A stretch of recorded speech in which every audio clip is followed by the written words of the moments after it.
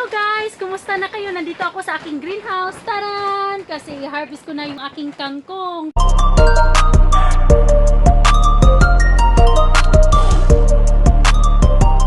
So ano yan na yung kangkong ko guys. Excited na ako na i-harvest yan. At saka yung aking talbos ng kamote. Ayan siya. So tara, simulan na natin ang pag-harvest guys para makain.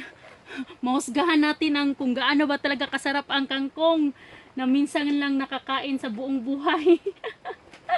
Ang hirap magano dito magtanim ng kangkong at saka hindi lahat nakakatanim ng kangkong din kasi nga hindi tumutubo. Swerte din at tumubo yung sa akin. Kaya ayan, adubuhin ko to. Tanggalin ko lahat ng mga dahon. Walang isasayang. Kasi minsan lang nakakain ng kangkong. Pasensya na kayo sa ingay guys. Yan ay ang aking plastic ng aking greenhouse. Windy kasi ngayon. Yan. Kunin natin lahat. Walang iiwan. Kasi sayang. Para mag-ano din siya ba? Magsanga ulit ba? Yung sisibol ulit yung mga maliliit na dahon. Kaya tanggal lahat. Ayan, lagay dito. Ayan o. Isang ano lang to, plant. Ayan. Tanggalin niyo din yung old leaves para malinis siya. Mamaya, tubigan ko to. Mamayang gabi. Yung mga old leaves tanggalin para malinis siya tingnan. At makasibol yung bagong dahon. Yan, kalbo na siya. Taran! So, ito naman. Ay, nakuha na pala ko ng isa dito, Yung, yan. So, dalawa. Dalawa pala ito. Na nakuha ko. Sarap nito. Excited na ako mag-adobo. Minsan lang nakakain. Sa atin nito, hinihingi lang. Sa amin, sa probinsya, kay Lulu na fish pond, maraming ano doon, kangkong noon. Sobrang dami talaga. Tapos binibinta lang para ibigay sa sa pagkain na binibinta namin. Tapos yung neighbor namin bumibili, binibigay sa sa baboy nila. Kasi sobrang dami, guys.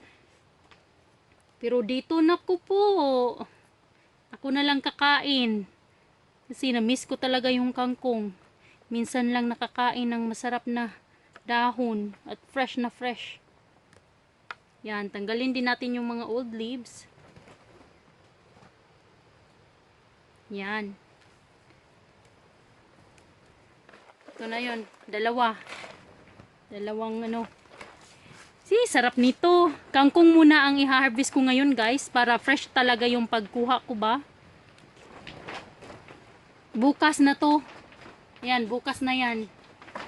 Pagpaliban ko muna. Ito muna, kangkong. Kangkong muna ngayong araw.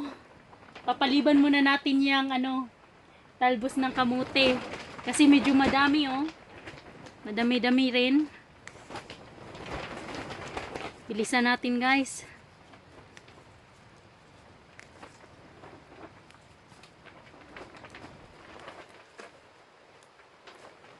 Pitas-pitas lang guys. Ayan may maliit na siya na sibol. Dahon, bagong dahon. Udlot sa atuan Hindi na yan tanggalin. Tanggalin ko na lang yung mga old leaves. Yan.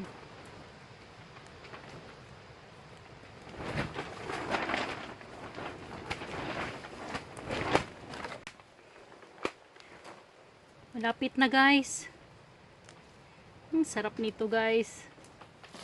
Ayan puno-puno. Alam, malapit na mga puno. Anak ko po. Sarap niyan. Malapit nang mapuno. So, ibig sabihin, marami-rami akong makain nito. Marami ang na-harvest ko ba. Ako, excited na ako. Yung anak ko mahilig din dito. Kaya share kami. Share kami kasi gustong-gusto din ng anak ko to. Yung mga matatandang dahon, tatanggalin din. Mga dito, mga old leaves, yan, tapo na. Talagang sinimot lahat guys. Kasi sayang eh.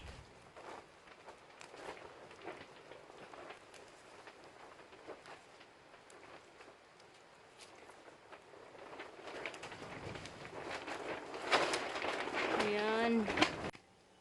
So ayan na siya guys. Ito na yung itsura ng ating kangkong ngayon. Kalbo na siya guys. Ayan. Pero lalaki pa naman tong maliliit na dahon niya. Diligan ko siya mamaya mga alas 9. Kasi pag alas 9 na, medyo hindi na gaanong mainit. Yan siya. Ito yung aking talbos ng kamuti. Bukas ko siguro to i-harvest or maybe the after tomorrow. So yan siya. Yung aking cucumber. Nag-harvest din ako isa nito para sa aking gawing salad at saka yung tomato kumuha na ako. Yeah. Kunti na lang yung aking tomato dito oh, na hinog kasi merong may bisita kami.